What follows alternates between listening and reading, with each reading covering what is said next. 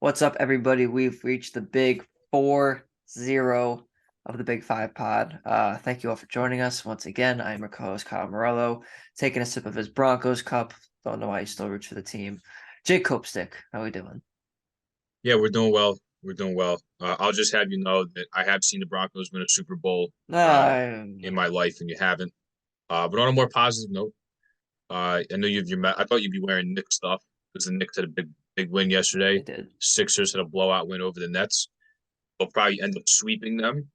It pained me to see Mikal Bridges kill him because it just makes me think about like I was like on cloud nine. I was so happy for like 10 minutes, and then he got traded and he wasn't on the Yeah. team anymore. And it was terrible. But regardless, big win. Uh, who knows?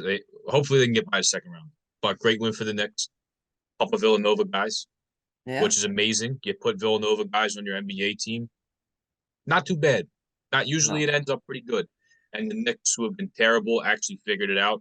Uh, I completely outsmarted the Nets. The Nets, decided to get Kyrie.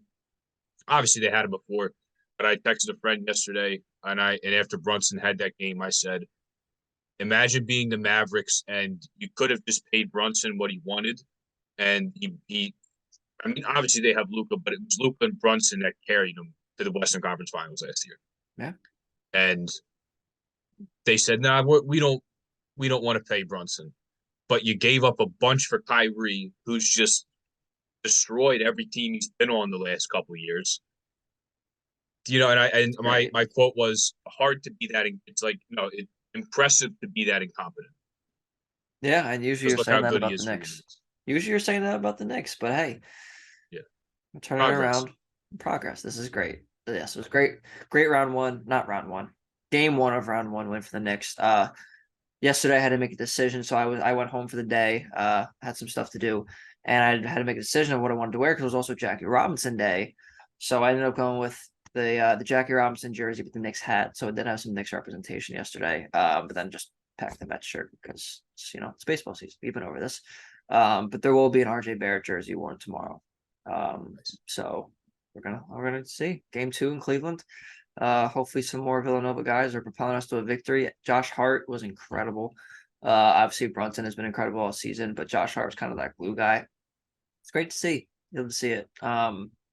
And yeah, as I mentioned to you right before we got on, seasonal allergies are putting up wilt numbers on me right now. And I'm sure everybody. So that's the other thing too. But other than that, listen, we this isn't a crazy content episode wise here, but we still have some stuff to go over. So we're gonna get right into it now. Um, First and foremost, Cope. Something really, really interesting could be brewing over on the main line. Hunter Dickinson, obviously the All-American. Michigan transfer, probably the best player ever to enter the transfer portal. Rumored to be on Villanova's campus on Saturday. That is huge.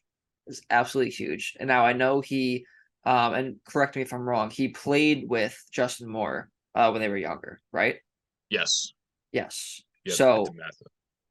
that could be something really, really big, having those guys link back up. And I I don't want to make any bold predictions here. He's getting got a lot of interest. Obviously, he's from the DMV, so uh, Maryland, Georgetown, they're front runners for him. Kansas, Kentucky are blue bloods who are in there, but Villanova could be a player here. And if he goes there, Cope, I gotta ask you this before you break down everything here.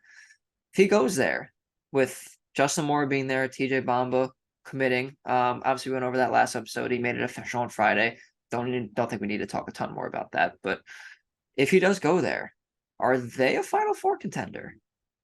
Absolutely. I mean, you have one of the most dominant players in the sport now. He almost averaged 20 and 10, almost had two blocks, and shot over 40% from the 3-point line. Granted, that's only on a little under two attempts. But if you watch him play, he'll step into one. Like he's very comfortable. For a 7-1 guy to step into a three like that and look that comfortable is pretty impressive. You don't see that very often, but absolutely. It gives Nova a different dimension because now they can play small with Eric Dixon. I mean, they made the Final Four 2 years ago, not last season, the season before, obviously, with Eric Dixon as their center. They've proven that they can play and they can play well and they can win playing small. But now, and it's not often you see this at Villanova. They bring in a big monstrous center like at the playground. It's just not really the way they play. But he could work. He really could. Like I said, his ability to step out and hit jump shots, albeit on a small volume, but he's shown that he can hit them. And just his dominance, like he'll fit there. He'll fit anywhere. We mentioned a couple names that seem to be front runners. Everybody's in on this guy. I know Jonathan Pierre had like 120 schools reached out to him. I bet Dickinson's probably. I mean, you're right. I think he's the best player to ever enter the transfer portal. But I think he would work here, and especially with the familiarity with Justin Moore, like I think he would fit in. He would fit in really really nice. I mean, he's so dominant, so good down low, really good touch around the rim, especially with his left hand. But guy's just so big. There's not many guys that can stop him. So absolutely, if you get the best player in the portal, and basically the best one to ever be in there. And it fills a huge need for them because you saw when they had to play some bigger teams last year, like when they played Oregon, the PK80, they had to play against Delaware. They had to play against some bigger teams. UConn. They struggled sometimes. I mean, how about Kalkbrenner? Pretty much every time they played them, killed them. I know they beat them the one time at the Wells Fargo Center, but yeah, UConn, like this would solve a big issue for them because rebounding was a problem in a lot of games for them. Absolutely, this propels them to maybe even one of the favorites in the Big East. But certainly, you throw them in a big group of teams that can make a deep run in the tournament for sure. Yeah, and I do also want to point out too that this wasn't an official on-campus visit for Hunter Dickinson. He was just there, but you have to think if he was there, they probably there for a reason. He's probably have some type of meeting or something. So it's interesting to see what might happen here. Yeah, there's a couple. Here's the thing though, it's NIL is a big thing now. Obviously, they just hired Baker Dunleavy to a position to help out with that. But you have some other. I mean, Kansas, Kentucky. Calipari will throw a bag at him like it's nothing. They'll give him whatever he wants. But the problem is there seems to be some. Well, not even seems to be. There's bigger programs out there that want this guy. You mentioned he's from the DMV. So he didn't. This wasn't yesterday. I believe this was Thursday or Friday. He visited Maryland yesterday, okay. Georgetown today. So the two schools I want to point out here because obviously with him being from the DMV, Maryland and Georgetown stick out to me for sure, and these seem to be, at least in my opinion, right now, these kind of seem to be the two front runners. It seems like we haven't gotten like any clarity on that, but as far as Maryland goes, they just hired Mike Jones, who coached him at for 19 years, actually coached Justin Moore and Hunter Dickinson. So there's a potential connection there. He also gets to still play in the Big Ten. He would get to play against Michigan, and he also get to play against Wisconsin too, who he's had. They're pretty much rivals. They don't like each other very much, so he still get to play Wisconsin, but he get to face his former team. But I think Georgetown's interesting because this is another school that will probably pony up a lot of NIL money for him. Still going to play in a damn good conference in the Big East. You get to be part of kind of a resurgence of a school that's literally down the road from him. Maybe, I don't know, 15, 20 minutes. Maybe. Don't quote me on that. I was down in DC working for Penn last year, and we actually stayed in Alexandria. And when we played Georgetown, it was not a very far drive. It was right down the road from them. But there seems to me that Georgetown almost seems like a villain right now. A lot of people hate Ed Cooley for what he did. A lot of people are mad at him.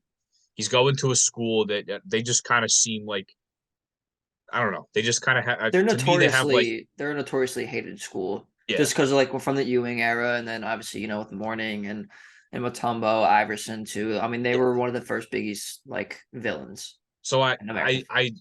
and he is a villain. I remember Martelli one time. I think he was on Roundball Pod on Barstool or something like that. And he was like, if Hunter ever doesn't play basketball, he'll be a WWE villain. Like he'll be a bad guy. He'll be a bad guy. So and Ed Cooley still has a lot of he still has very nice things to say about Hunter Dickinson because he did recruit him out of high school to try and get to Providence. So I just think there might be a mutual fit there. It's right down the street from him.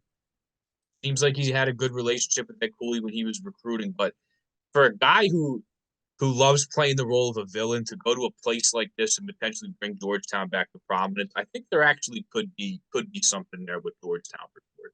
It would suck for Nova to have him go to a Big East rival, but I think it's just with him being from there, from the DMV, Maryland and Georgetown to me probably will more boost their money. Those to me are the two teams that are are kind of at the top right now. But at the same time, Kansas, Kentucky, they'll throw a bag at you, and they will throw a bag. They'll throw multiple bags. You tell them jump, they say. I mean, they'll say how high. They'll throw you the money. So it seems to be Yeah, these are the five teams, and Nova's going to have to pitch it really well because they got some really stiff competition. they do. They do. I mean, obviously, you mentioned, if Jonathan Pierre got all those looks as, coming from where he came from, imagine what Hunter Dickinson's getting. Even that stuff that's not reported. So it'll be really interesting to see. I don't know exactly. I think Georgetown might be a really great fit though, honestly. Talking through it with you now. I mean, it does make a lot of sense. But we'll see. Maybe Villanova can win the fight here to get, in its infancy of the transfer portal, the most coveted player. The most highly touted player, rather, I should say, in its history. Speaking of Maryland, though, Villanova actually hosting a former Maryland player, Hakeem Hart. Played at Roman Catholic from Philly, had offers from St. Joe's and LaSalle out of high school.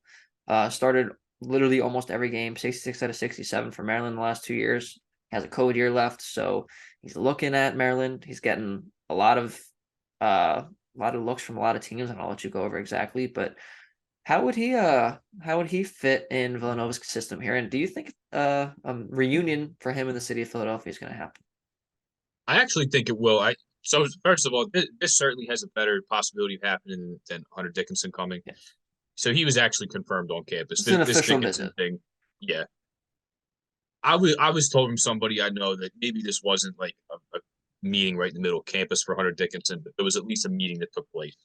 And he actually has reason to believe that there could be another one. But as far as Hakeem Hart goes, he actually was committed to St. Joe's. And then when Martelli got fired, him and Bones Highlands and these guys all jumped ship.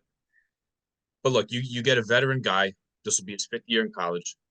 He's a big forward who can defend a little bit, average over a steal last year, only a 33% 3-point shooter. But regardless, you get a veteran wing who can step out, who's a big guy, who's going to defend. It has the positional size that we can play in that positional system that Nova likes to play. Not really play traditional one through five, but have a guy with some size in there who can do a lot of different things. But I think it's a perfect fit here. It's a really good fit. He comes closer to home, and hey, he wasn't. He had committed to someplace not very far from Nova a while ago, so we get to come back home, play for a really really good team. Probably a bench piece. I would think at this point, Hunter Dickinson doesn't come. It's just hard for me to not like be theoretical here with. Of It's like course, that's pretty you have damn to. big if you get him. But he could start if you don't get Hunter Dickinson. Look at the way Nova's played. This guy can slide in. They play small. They'll run Dixon at the center position again, and then guess what? You have a fifth year guy with a lot of experience that can step right in. So I think it's a really good fit here. It's a local guy that definitely gives him an advantage. I don't imagine this guy because now we're talking. If I'm talking about the schools that are looking into him, I don't imagine he'd want to go to Kansas, Oregon, or Gonzaga and go all the way across the country. Hey, I get to go home, still play for a good program, get a lot of playing time, and I get to play in front of my friends and my friends and family. Have to imagine that that's pretty enticing to a team heart. So we'll see how this moves the next couple of days. But in my opinion, I think he's going to end up committing here probably as early as this week. I would love to see that. Would absolutely love to see that. And listen, we talk about it all the time. Obviously, recently we talked about it more with Temple in particular, but we do talk about it a lot that you want to keep Philly's own home. And obviously he spent a bunch of years in Maryland, but having someone come back and obviously the allure of playing in front of family, friends, playing for a modern day blue blood in Villanova, let's be honest here, it's enticing. It's very enticing. So if I'm a Hakeem Hart, I mean, there's definitely worse options, especially if they do get Hunter Dickinson. Maybe might not play as much, which, I don't know how he would feel about that. But being on potentially a championship team, if you're on it, like at least competing for it, you have to think with Justin Moore and Eric Dixon and Hunter Dickinson, it's a pretty good trio. Maybe one of the best trios in the country. So, wanting to be a part of that could be something really cool. And obviously, we're speculating, like you said, on Hunter Dickinson, but definitely something to keep in mind, and we'll watch out for it, and obviously update you guys as things develop on that front this week. More Nova news here. They are in the top 5 for recruit Brady Dunlap. Was originally committed to Notre Dame, but obviously once Mike Brown stepped down, that caused some things, and he reopened his recruitment. Getting some looks from other schools though. St. John's, Patino. UNC, Nebraska, Penn State, they're also finalists. So listen, this could be something really cool. He's ranked number 80 in 2023 in ESPN. He's from Harvard Westlake in California. 6'7" small forward. Listen, Nova's heating up on some things here, Cope. What do you got to say about Mr. Brady Dunlap? Yeah. So first of all, Mike Bray, you said Mike Brown, which I say Mike Brown. Listen, I got the Kings on my mind. no, it's okay. It's okay. We all do. What a phenomenal game that was last night. I'm not Yeah, Mike Bray. My blaming you at all. apologies. That was what a terrific game that was Yeah. yesterday. So yeah, the thing is, Nova obviously what they do is they bring in the freshmen if they have the red shirt and develop them. That's fine if they're not ready to play. The Villanova way and kind of learn what their culture is all about and how they like to do things. If they're not ready, they'll redshirt you, and that's what they do primarily is bring in a lot of recruits. Not really a transfer school. That's changed. They got to get with the times now. However, even though you want to build through the transfer portal, you still can't lose sight of having to build a program.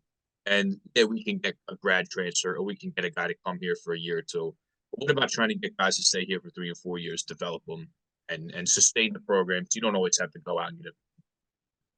So reached out to Brady Dunlap, who, hey, it kind of, I don't want to say it fell into their lap, but I guess something that they weren't necessarily expecting until late in the year when it was when we found out that Mike Bray was going to step down.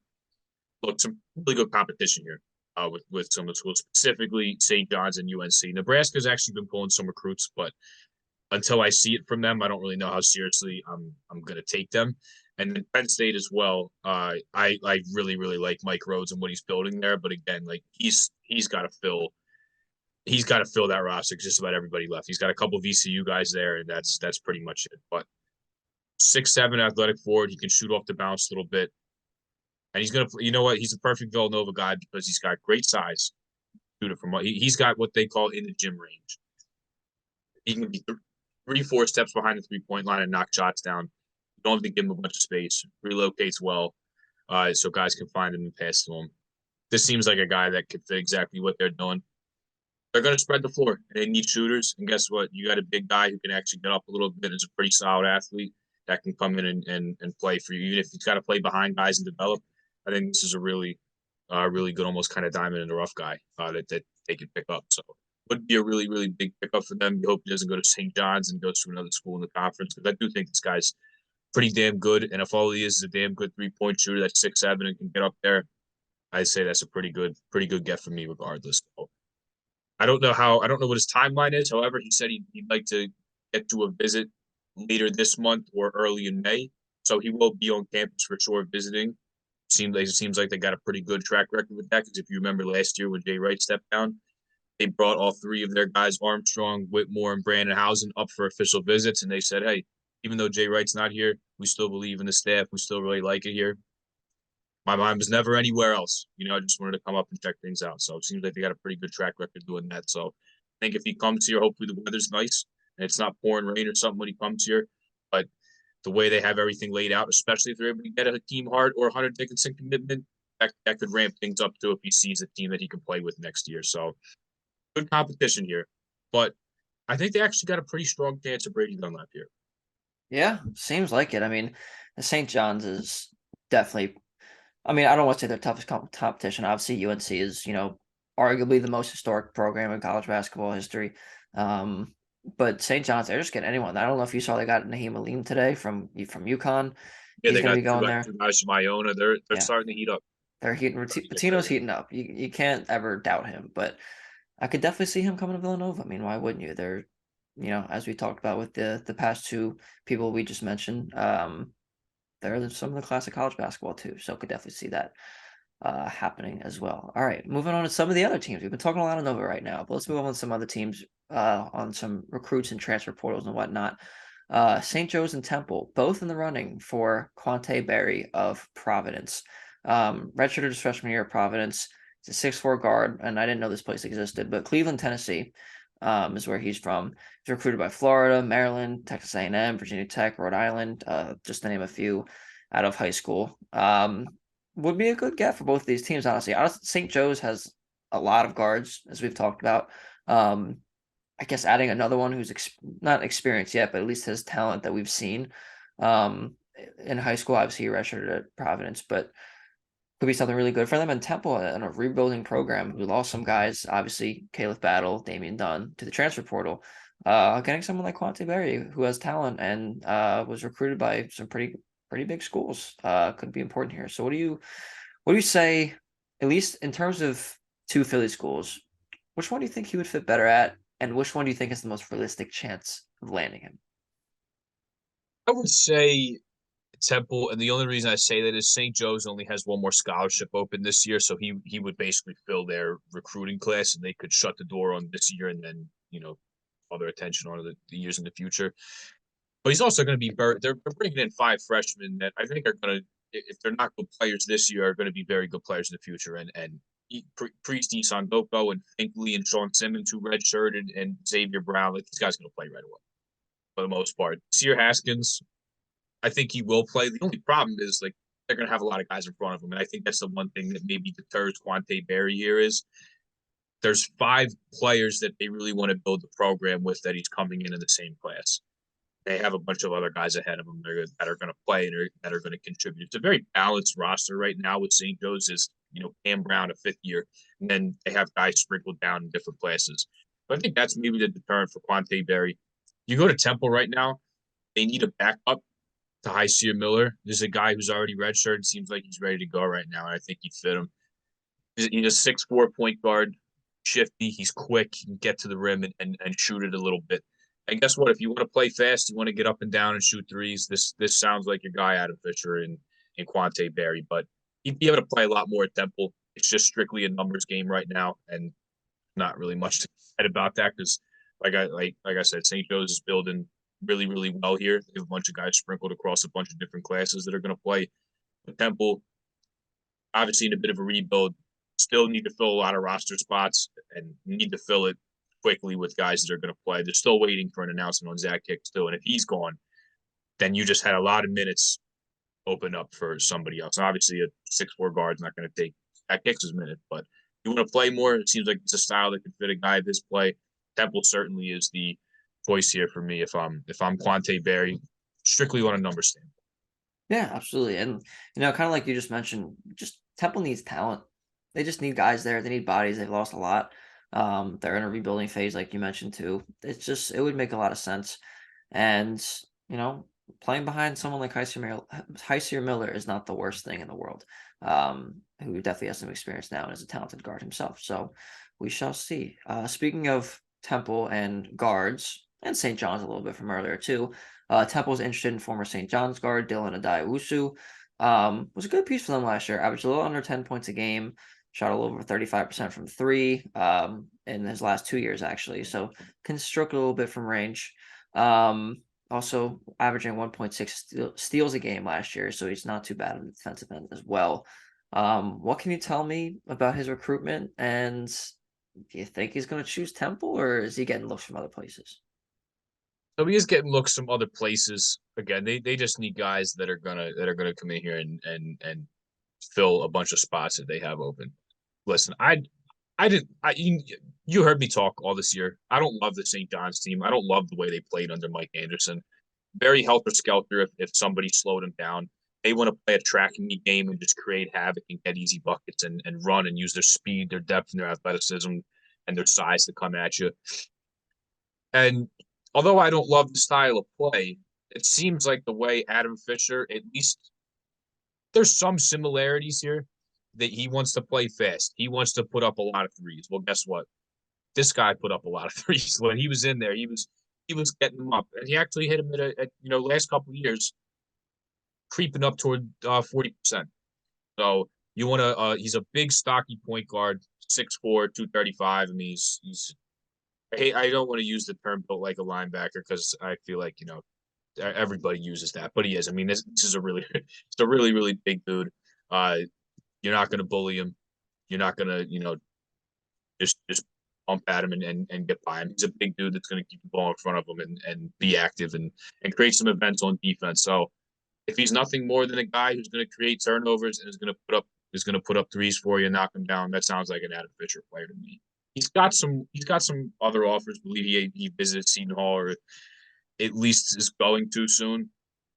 And I saw John Fanton tweet out today when the Naheem Aline news came out, he was going from UConn and going to commit to St. John's. He was like, I'm not going to announce. I'll wait for the kid to announce it, but this isn't going to be the only inner Big East transfer that's coming.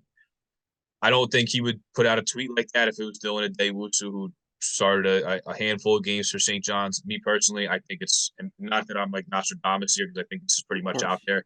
I think it's going to be Poch Alexander that's going to go to Seton Hall. You think about Shaheen Holloway, See that. guy needs dogs on defense. Poch Alexander, there's not many guys in college basketball the last few years that have been better at getting steals and defending the ball. So I think he goes there. And hey, Dylan Adewusu could certainly follow him there as well. He's a New York guy, and those steals numbers that can get you in Shaheen Holloway's system for sure. But if there's not space and he came down here, if he can play defense, get steals, knock down some three balls, seems like it's a good fit for me. They have a lot. Tempa's interested in like 6, 7 guys right now. I just wanted to bring up these two guys. I think they could play here. Yeah. But and dude, I don't know if I would love it exactly. It does two things well that Adam Fisher needed to do well, but I just didn't love the way the St. John's team played last year. And I hope that if Dylan Adewusu comes here, it's more Mike Anderson's system that made them look the way it did than some of the than what the players were doing. Because I would watch them and it would just be like they get the ball across half court. The first look they have, it's not even a great one. It's like a contested three, and the ball goes up, and then it's like it's basically a turnover. I don't love Yeah. the way they played, but if he came down here, I don't think it would be too bad for him. Well, and I think, to your point, I think that comes down to coaching. I think his like the style of play wasn't necessarily the issue because, you've seen teams play like that. I mean, Xavier had a dynamite offense, for example, and maybe they didn't play exactly like that, but Oh, they were I think, so much better in the half court of than St. course, John's. I mean, it's night exactly, and day. They were and so much better. that comes down to coaching. And Yeah. I don't think, and obviously this is, we haven't seen Adam Fisher be a head coach yet in the NCAA, but I don't imagine it'll be the same thing where they're just going to fire away at the first halfway decent look that they get. I think, obviously he wants to run and gun a little bit. He wants to shoot threes, but like, I think he'll get people open to shoot threes, not just, catch, bam, go to the next one, go down the floor, bam, just fire them up. Like that's what St. John's did. And to your point, it was ugly. It was not good. And that's why they were, they had the talent to be a tournament team last year, but the coaching made them a 500 team, unfortunately. And Mike Anderson is a nice guy and everything, but Patino will change that. But back to your point, like I just think it'll be coaching that'll make the difference. So I don't think he would be bad for the system at all, but he might be getting looks from other places too. So we shall see what happens. Wouldn't be the worst thing in the world though if it came to North Broad. Speaking of or North Broad-ish, not Temple precisely, but Josh Nickelberry on his way out officially of LaSalle and going to Florida State, which when we found out about this, I was very, very intrigued by this. Obviously, he started his career in the ACC at Louisville, spent 2 seasons there, played under Chris Mack. This past year, won A10 Sixth Man of the Year, averaged about 11 points a game, averaged about 11 points a game last season too. This will be very, very interesting. He can definitely provide some scoring, some 3-point shooting for them that they haven't really had. They were not a good team this past year. I know they had that big win over Miami, but they were not good at all. Florida State was. So to get them back to where they were, because before that, for I don't know, would you want to say like 5 to 7 years or so, they were a pretty decent contender in the ACC. So how does Josh Nickelberry help get them back there? Well, look, they need shooting. The last 2 years, they've been sub 200 in 3-point percentage. And last year, even the year, well, not the year before because they were in the tournament, but well, no, last year the last 2 years have been rough in the ball, but they got mauled by injuries last year. I mean, guys are getting hurt left and right. Baba Miller gets suspended 16 games for a garbage like NCAA suspension violation or whatever. I think somebody paid for his flight to come from overseas, and that was deemed like an improper benefit, even though he paid the person back or something like that. Like he got go to me like the hits just kept coming for them, and guys just kept getting hurt. But you think about a Leonard Hamilton team. They also just got Jameer Watkins from Trenton, who was at ECU, to go down there and play. When Florida State's at their best, they're deep. They don't have guys that will play like 35 minutes. They spread it out. They spread the minutes out, and they always have fresh bodies in there. he's not a guy that's going to play a 6-man rotation. He's going to play. He'll go 9, 10, 11 guys deep. They're big, they're strong, they're physical athletes that bother you if you're a smaller team that can cut off driving lane, cut off passing lanes with their length, that are fierce defensively. Shooting's not always what they're known for, but when they've been at their best, they've had good shooters. So they're going to need a guy like Josh Nickelberry to come in there. He didn't play a ton when he was in the ACC at Louisville under Chris Mack. I'm not sure if he has 2 years. He only played 9 games during the COVID season, and that's basically a free one anyway. I don't know if that's considered a red shirt, like end of COVID year. I don't know how that works. I have to get a little more clarity on that. But Yeah. He's going to bring 3-point shooting. It's not a hard thing here. They weren't good at those 2 things the last year. Now you get a good experienced guy who won the 6-man of the year in the A10. He's going to come off the bench and he's going to provide that for you. He's streaky. That's maybe my only worry is you're going to step up in competition into a conference that you didn't play a ton in while you were there. Now, granted, he's a different player, being that he's been removed for 2 years, but he was streaky. That's the thing. There's been nights where he's off, but there's some other nights where, I mean, my God, you just can't miss, and he'll almost throw, he'll get close to 30. When we were at that St. Joe's LaSalle game at Hagen Arena, I mean, it seemed like for a 10-minute stretch in the second half, he couldn't miss. Yeah, and he can get it. He can put the ball on the floor once or twice and rise up, catch and shoot, spot up, whatever you need him to do. I mean, I straight up can knock down shots. That's what he's going to do for Florida State. But he's going to be in a better conference, and you're going to have to do that consistently, especially if you're going to be on a team that necessarily shoot it well. I know Caleb Mills is going.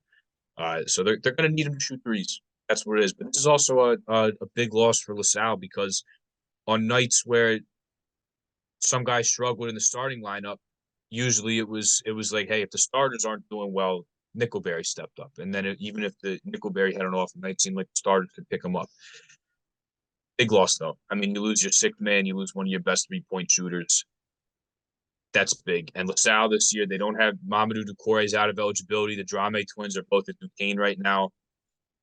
And they've had their name in there for some transfer portal guys.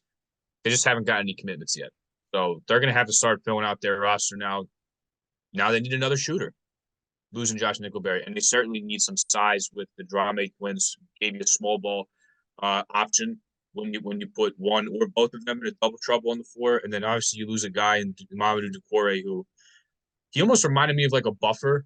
Is that what they call it in baseball? Where like you almost have the closer pitch the first inning because like it's called an opener. Yeah, whatever. Yeah. Whatever. I'm not even that much of a baseball guy. Right. But okay. You know what I mean? He would like start, he'd play the first couple minutes and then it'd be like, all right, after we feel how the game's going, we'll bring in somebody else. But regardless, they need size. So big loss for LaSalle here, losing Josh Nickelberry. But in totality here, like LaSalle's gonna have to get some guys on this team. They're gonna have to start filling spots here. Because they lost 4 guys that played for them. I mean, they were a deep team, but now you just lost 4 contributors, couple of which were starters for you. So they're going to have to start filling this roster. And it's going to start, although they need size, like I talked about, it's going to start with getting yourself a shooter and a scorer who can replace Josh Nickelberry, at least in some capacity. Yeah. And I mean, we went into the season, it was him and Cleo Brantley where we were expecting them to be the 2 best players. And you could argue that they were. Obviously, Nickelberry won A10 6-man of the year. Khalil Brantley was, I think he was first team All Big Five. Yep. I thought he was. I just didn't want to be wrong. They were both good, but you're going to need to replace some scoring production here. This is no easy task, but if there's anyone who I think can do it, it's Fran Dunphy. Obviously he's proven himself over his years. He is Mr. Big Five for a reason, and I know it's a different animal with LaSalle, but I'm confident that he'll find somebody. Maybe it won't be exactly someone like Josh Nickelberry. Maybe it'll be a couple guys to replace him. They'll have to just mix and match production. But I'm confident, even though it is a big loss, that Fran Dunphy will be able to replace him. But best of luck to Josh at Florida State. Hopefully he kills it there. It's going to be a very interesting season for them next year. Hopefully they can get back to where they were for the last couple of years. So that is that. And that's pretty much all we got. Like I said, lighter episode this week. Not a ton of hard news going on. Actual things that we can, actually speak on, just rumors, which, that's this time of year. We're getting to the days of college basketball, well, off season now, I guess, where it's just kind of cycling news, see what actually sticks and whatnot. But it's exciting nonetheless. So that is that. Cope, any final thoughts here before we sign off? Yeah, not really. We're kind of approaching the dog days here. Now, there's still a ton of guys in the portal that's going to get figured out. But with some of these guys, some of them transfer down, some of them go to JUCO, D2. Maybe some guys go to a really good D3 school. But there's so many guys in the portal, there's not enough spots. You have incoming freshmen. You look at a guy like Jonathan Pierre and other guys that are going to come up from JUCO, that are going to come up from those levels. It's not just all the guys that enter the portal. It's like all those spots are open. That's not how it works. So some of these guys, unfortunately, aren't going to have a spot. And I feel like that's the one bad thing with the transfer portal. I think there's a lot of flaws with it. And I don't mean to sound like I'm complaining because I do like it. In a lot of instances, there's a coaching change. You're not playing. You're stuck behind a lot of guys. You should absolutely get that chance to move on. And they deserve that. The players deserve to have that power. But you just see some instances where guys leave and you think they're in a good situation and they don't just stick it out. They don't stay through it and try to push through a rough patch where maybe they weren't playing. And then they don't have a spot, unfortunately. One of my favorite like situations like this, and then I also heard Dante DiVincenzo say on a pod the other day that he wanted to go to Temple and Jay Wright was like, no, you're gonna stick it out. You're gonna get through this. And look what happened. Ended up being a first round pick, won him a championship game. But Emmanuel quickly from your Knicks didn't play a Goat. ton his freshman year. Was behind a lot of guys. They had a good team. Stuck it out for a second year. Could have transferred. Could have left. Had a terrific season. And was a first round pick by the Knicks, and it's helping them out immensely. And is one of the best players on their team. So Yeah. I like the power it gives them, but there's so many guys in the portal. You see some guys, and it's like, what are you doing? And then it doesn't work out. They don't have a spot. They have to go down to a small school just so they could have a D1 spot, or they're just left with nothing. And you don't want to see that. Everybody says the grass isn't always greener, and unfortunately, some of these guys find out the hard way, which is tough to see. Yeah, we're getting slowly. We're approaching those dog days. The coaching cycle's pretty much over. I think Cal State Northridge got filled, which maybe was the last opening in D1. And now we got to get all these players figured out. So hopefully we have some news for you. We release the next episode, and we don't have to talk about speculation, and we don't have to figure out for a couple days if Hunter Dickinson or somebody was on campus. We can just talk about Exactly. that sort of thing. So I know I said I didn't have a lot to talk about, but I did.